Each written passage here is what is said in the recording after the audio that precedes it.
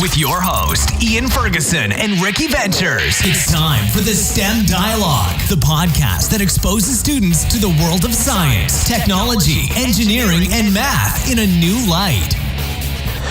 Hey, what's going on, STEM world? We are back with you for another week of the STEM Dialogue. You are here with your host, Ricky Ventures, and co-host, Ian Ferguson. Ian, what's going on, man? How you doing, bro?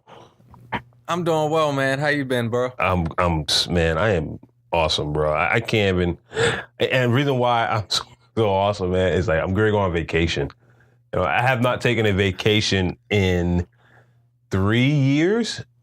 Yeah, it's been 3 years since I've taken more than like 3 days off at work, excluding like holidays and stuff like that. Right. It is, and I didn't realize how, rigorous, my schedule had gotten and just how, locked in I was in at work. Probably haven't realized it's been 3 years. No, I didn't realize it was 3 years, and it's just like, wow, I really need to take a vacation. And you know what the thing was?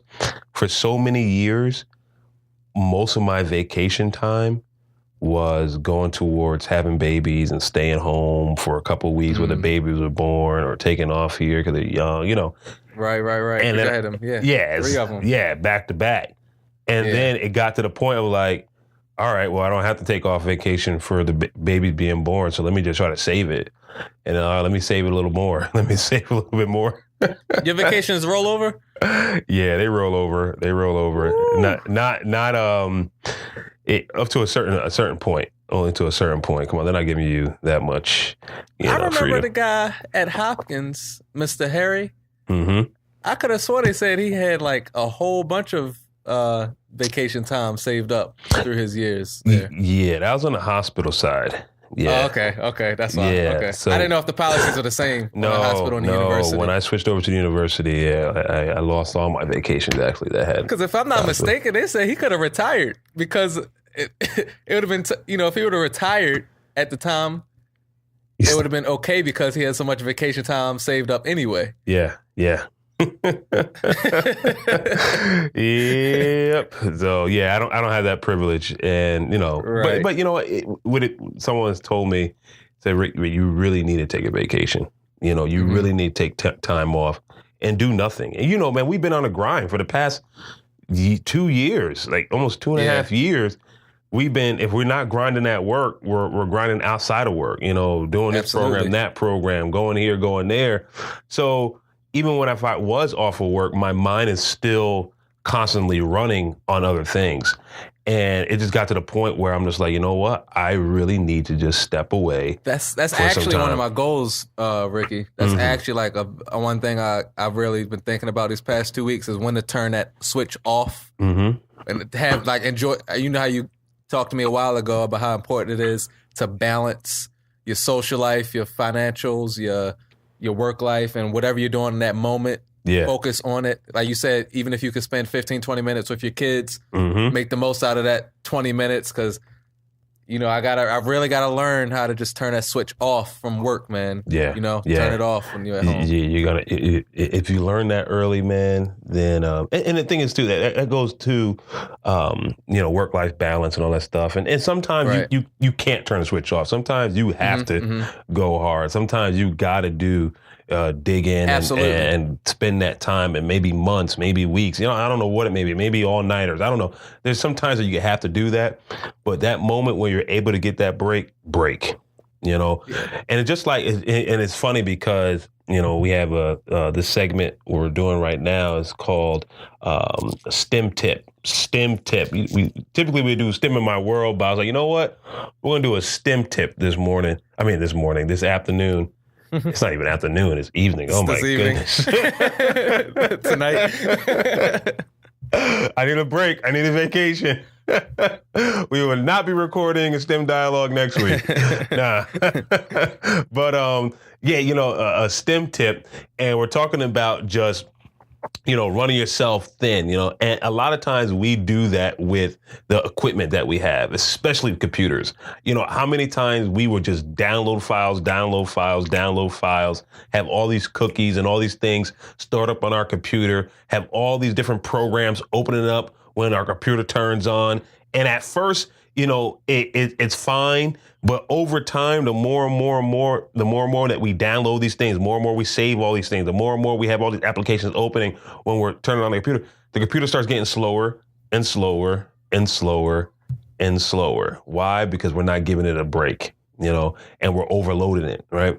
So I was reading through the news today in Popular Science. They produced an article. They wrote an article, and it said 4 hidden window tweaks to speed up your computer. All right, so we're gonna go over 3 of them real quick. Run right through this because we have a special guest on the show, and we want to get her on here to tell her story. So the first one is manage automatic application launches. And that's what I'm talking about. A lot of times we get all these programs that we download, all these apps that we're downloading on our computer, and we turn on our computer and it takes like 5 to 10 minutes for the computer to start up. You're like, well, why is it taking so long for my computer to get started? Why? Because you have so many applications opening at one time with your computer, right? So what they tell you to do is go to your computers, go to your settings. If you want more information, we'll actually put this article on our a link on the podcast in the description. And it said, go to your computer and clean up those files. Turn off some of those applications from opening. You do not need all of them opening. It's a great thing to, once you click on the app, it's already ready for you to be used. A program is already ready to be used. But at the risk of having your computer start up, take 10 minutes to start up, I don't know if that's worth it, right? So then you also have the next one, number 2 is roll to free up hard drive storage. So it says operating systems need as much free hard drive space as possible. That gives the software more elbow room to store temporary data and more flexibility to organize files. If your hard drive is running low on room, you'll start to notice an overall slowdown in your computer performance. So deleting old and unused files can provide a speed boost. Let me tell you about old files, bro. I have files on my computer that date back to 2002. And that's okay if they were really important files, but the title of the file is Document 1. That means it was something that you were hurrying up and tried to save. I'm looking at it. Why do I have this saved? Document 13, document 14. Like I didn't even give it a name. And all this stuff is being stored on my hard drive and contributing to my computer running slow, right? So yeah, clean up all them old files. And then lastly, the last one we're going to talk about is tone down the visuals. Now, a lot of these backgrounds, are very flashy. You got the moving backgrounds. I remember back in the day where you will be in the, where was it? It was like Sam's Club or Best Buy, or at that time it was like Circuit City. Best Buy wasn't even like killing it at that point. It was like Circuit City or Radio Shack or something like that.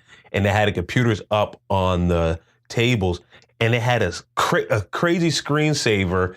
And when I mean crazy, we thought was crazy at the time. It was like a whole bunch of like lasers or pipes like moving across the screen and making different shapes and turning different colors. We're like, oh man, I wish I had that on my computer. Like, man, like that's like a default now. Yeah. I don't think they even have that on the computers anymore. I don't know. And it was like, but now the computers have all this motion. You got the water moving on your screen. You got the mountains and the birds flying. Mountains, and then you have birds flying on your screen. All in the background. It's like, guys, like, yo, the visuals are great, but it's also contributing to your computer running slow. So you got to weigh the pros and cons. Do you want the beauty, or do you want the computer to be running at its maximum potential?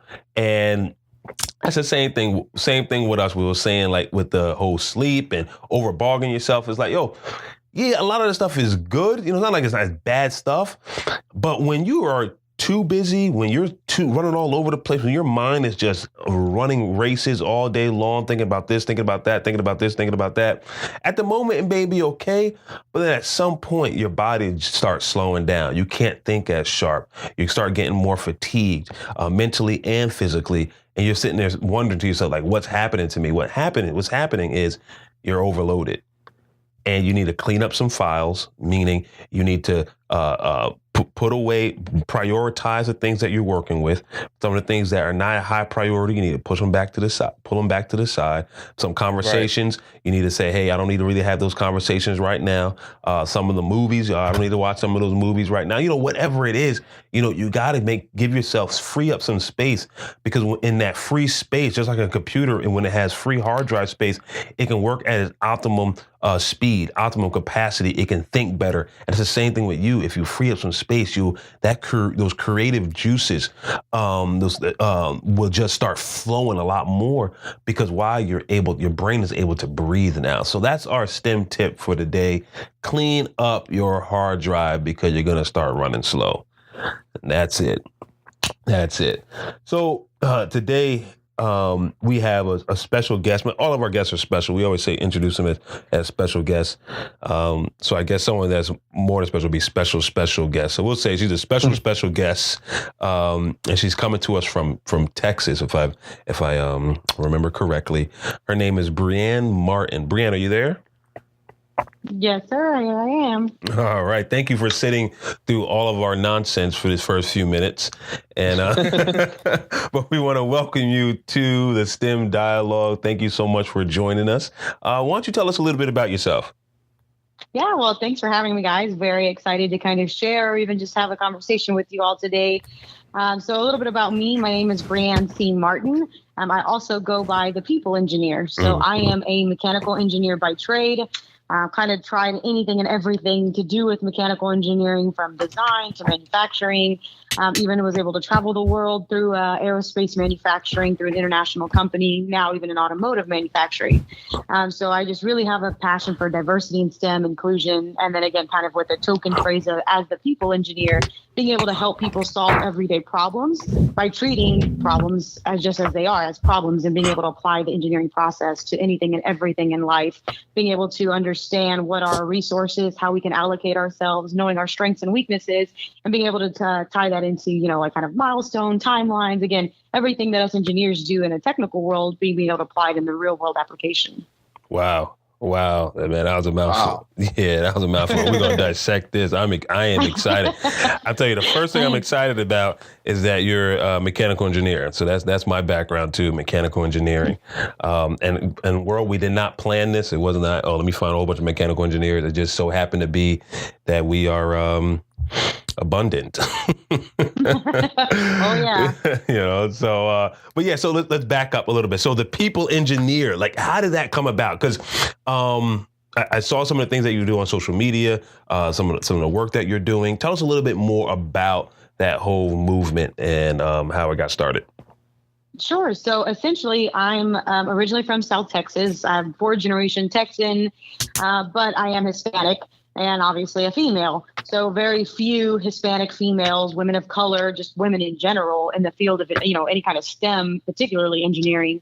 I just kind of felt, growing up, I was just kind of this anomaly. I was just always a little different. I was just kind of this charismatic, all over the place, really good at sports, but really big into arts and singing at the same time.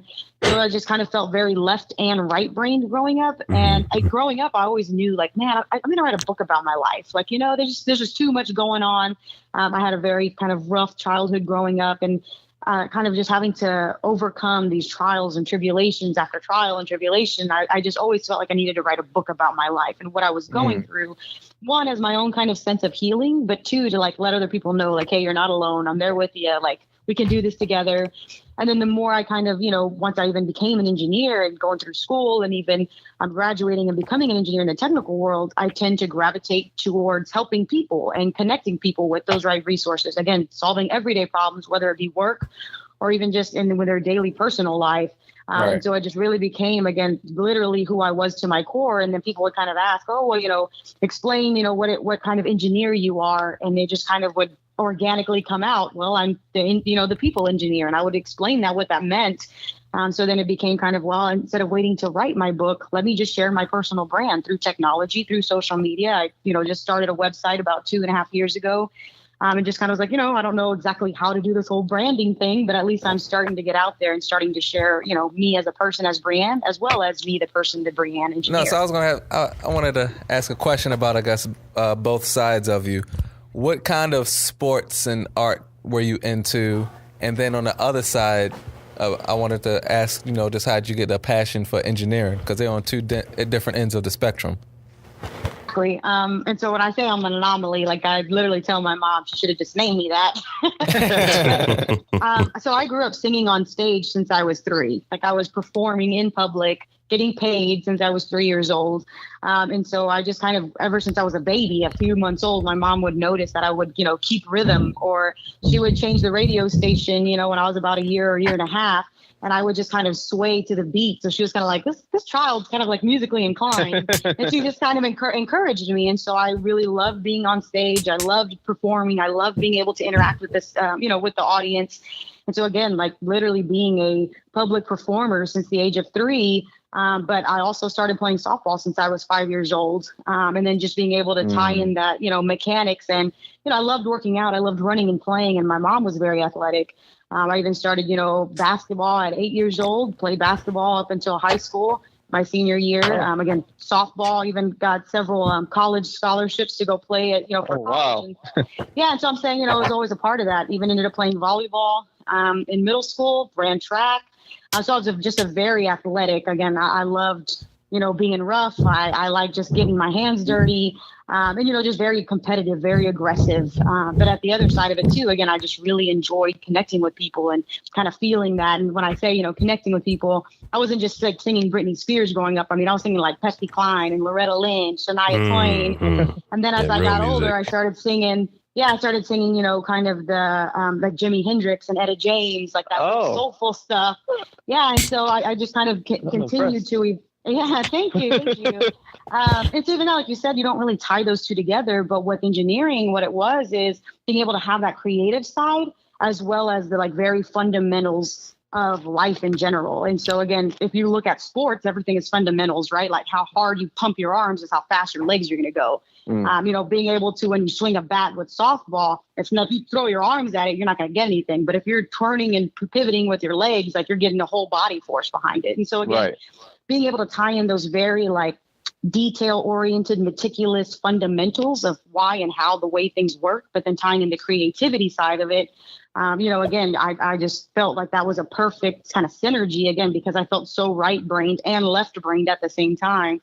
It was just kind of a perfect tie-in. And I've always just been very intrigued by gears and sprockets, the fact that you can turn one thing and then, an end result had nothing to do with what you would have thought in the beginning. And it just really got me excited about the possibilities and the opportunities of what all that kind of meant and what that looked like. Yeah, that's amazing. That is amazing. It's I'm sitting here smiling because it's like you don't find people that have that makeup too often, and no, not at all. And I know a lot of the struggles, because I'm gonna ask you some of the struggles that I can almost assume that you've gone through, just knowing that you have been good at multiple things. How did you say, hey, you know what? I'm just I'm gonna focus on this aspect right here, or I'm gonna focus on that aspect of career choice or extracurricular activity, because you're good all around. I mean, you're good. It wasn't like, oh, let me just dibble dabble in something. No, you were good, and you probably could have gone in any direction that you put your mind to. What was that struggle like when it was time to make a choice and say, all right, well, I'm going to stick with this and I'm going to make this the best it can be? Yeah, absolutely. So even that, I mean, like going through school, I always loved math and science. And anytime I do my community outreach, I always tell them, I was good at it up until probably like middle school. And then I felt like math stopped loving me back, And I like the way you put that. Yeah. And it's, in all honesty, I was always good at writing. I was always good at expressing myself and communicating. The math and science, again, was just such a fundamental Like I was just always so curious about why things were the way they were. And then the fact that it was a little even more difficult to understand was just this challenge. And just that sense of accomplishment that I felt whenever I overcame, that really hard math problem, or, figuring out, why the grass was green, and learning, photosynthesis and all this kind of cool, fun stuff that I could, really be able to apply, became this like whole kind of sense of, man, I want to continue to push myself. Like, if I can learn this, what else am I capable of? And so I almost got kind of addicted to the challenge, right? Can I get there? How hard can I push myself? How smart am I? And so in being able to learn, being able to just kind of push my limit, it really kind of continued to entice me. And so it's, in a sense, again, turning into engineering, like you're saying, it was just this challenge of, well, I'm not there yet, but I'm going to be. And so continuing to push. And I think getting that from sports too is like, the more you practice, the better you are. You're not going to go up and, have a perfect batting average your first game. But again, just being able to apply that kind of grit and like, I'm going to get there, and I may not be there yet, but you wait, I'm coming for you. So again, just having that kind of tenacity, again, that I've learned throughout my entire life, really just helped me through engineering. And it definitely, again, like I said, math did not love me back for the longest time. And in college, it sure hit me, got me down a few times. And particularly, we all can relate to that one. Right, exactly. And everyone knows, the forbidden calculus too. It's man. Definitely the weed class out, right? And I tell people wholeheartedly, I actually had to register for that class 5 times. Oh, wow. Failed twice, withdrew twice, and then finally passed the 5th time. But again, just knowing that I wasn't going to quit. And I definitely, the 2nd time called my mom crying. I'm not meant to be. This isn't for me, right? I could just be a teacher, could, be marketing and do so great. But then at the end of the day, she like sat there and she was able to kind of help me self-reflect and be self-aware, and was like, Brianne, what else could you do? Like, in all honesty, you could do anything, but would that make you happy? Would you be fulfilled at the end of the day? Yeah. Getting that type of degree, knowing that you're helping someone, but not at your full capacity. Yeah. So again, she would remind me, if it's going to take you 10 years to pass this one class, and it takes you 10 years, like, this is your journey and your journey alone. You're the one that has to live with yourself at the end of the day. Yeah. Yeah. Oh man. I love, Ricky, we have guests come on as well as yourself, Ricky, just normalizing that struggle, especially talking about something like mechanical engineering or a lot of STEM fields, because everybody in STEM goes through that in college at one point. Yeah. Everybody goes through that. Everybody. So I think it's great just to hear more and more people, especially in high positions like you guys, to share that, because I think sometimes we have this view that people in certain positions, it just came natural to them, or they, it was that they didn't have the struggle, they didn't have that same challenge that a current student might think, but everybody has to go through that. There's nothing new, out the ordinary. Yeah. Yeah. It's funny because you mentioned Calc 2, and I had a conversation last week with someone, and I cannot, for the life of me, I can't remember exactly who it was. I can't remember what the conversation was exactly. You said about. Last week? Yeah, last week. I can't remember exactly what the conversation was about, but one thing I remember very clearly was that they were so excited, and they were going into their next semester, and they said, I think I know who I'm talking to. I think I know exactly who it was now. They said, yeah, I got Calc 2. And they said it very casual. Like, I was like, we all just laughing. So yeah, I just took Calc 1 last year, and and I'm gonna take Calc 2. I said, no, it's not just take Calc 2. That's you about to grow up. Yeah. I said, be ready. Be very ready to take that class, because that, right, like you said, that right there, oh man, weeds out. If you're gonna do this or not, that's the first class that hits you, that brick wall that hits you. And it don't get easier from there, but that's the first one.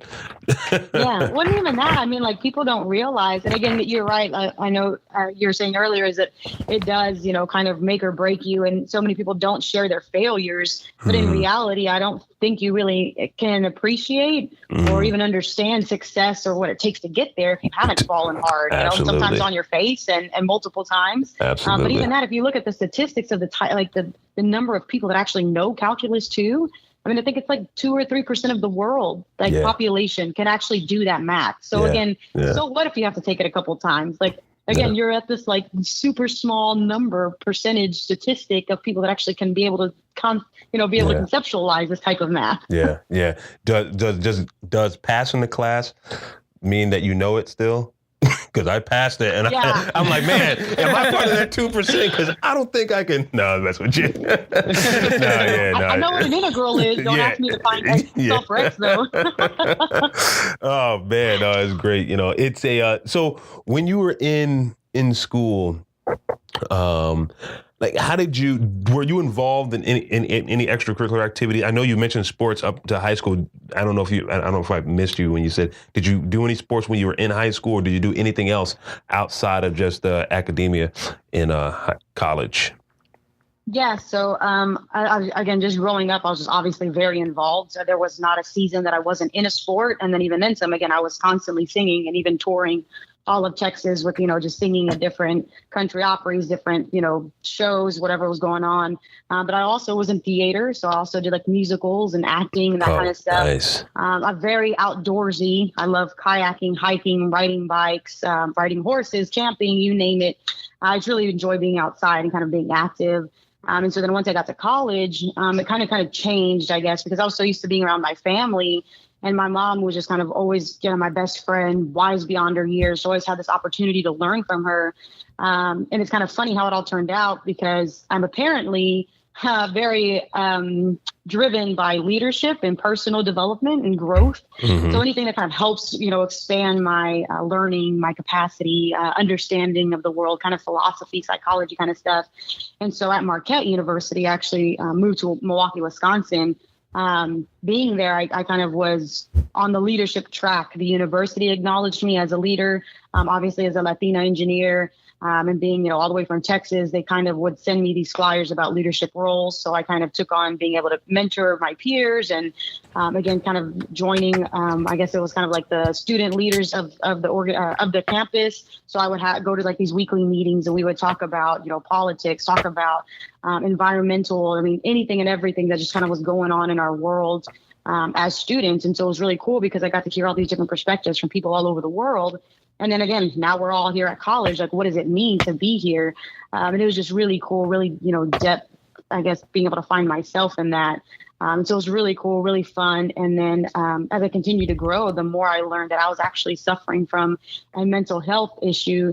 And so again, just being able to make myself aware of these resources and being able to learn, I was actually able to learn how and why I was in so much pain myself and what exactly I was struggling with psychologically. Wow. So with all that, how did you balance school? Because we talked about it so often on this podcast that, we encourage people to go into STEM, but it takes a certain type of person to make it out, and because it's not for going to school and just partying or just doing whatever, you really have to spend time with your coursework. You really got to spend time with your professors. You got to spend time like sitting down, really understanding what you're learning there at a higher level, I feel, than a lot of other majors. And not to knock any other majors, but that's just my bias, I'll say, and through my experience.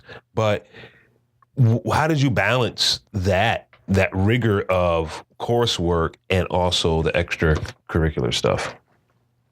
So I think one, and I kind of mentioned again, kind of like the mental health, was just being able to, one, be self-aware is the biggest thing. So even like having my own sense of emotional intelligence is if I was stressed out, like I knew I needed to be able to take a break and like go take a walk or, like just give myself time to have that break. Because I feel like students continue to push themselves without knowing because they've never been that stressed out before, right? It's like the first time you're a real adult and having to take care of yourself. And so one, it kind of helped me being able to have to manage my time, being a student athlete, being, a singer. My mom would like take me out of school for a Wednesday because I was going to, travel 4 or 5 hours away. And so being able to make sure that I could do my test before anybody else. And so being able to have that as growing up, I was able to, again, prioritize and, manage my time accordingly. And of course, I wasn't always, 100% on time or on point. So being able to have to fail sometimes and learn, oh, crap, I can't do that again. Right. Yeah. And so just being able to have that, I want to say like percentage of error, because you're not always going to win. You're not always going to, come out on top. And so learning that it's okay to fail, but having that opportunity to learn from it. And so again, just learning how to prioritize and essentially just, again, kind of time management of my own, but as well as kind of self-awareness. The same way you guys are mentioning earlier in the beginning of the podcast is, just sometimes you need to take a break. Sometimes you need to reboot, clean out what you got going on and make it a point to take care of, the core of what you're working with. Otherwise, you're trying to push yourself and you have no capacity to go past what you're going. And then in turn, you're only, running on one piston versus all six you got. Mm-hmm. Wow, man! I'm realizing, man, your information is so deep. We have to connect with you outside of this podcast and work through some things because your experiences, you can hear your experiences through what you're saying, and I know I can hear the power in any of your presentations to your audience with the value that you're able to give them and perspective that you're able to give them.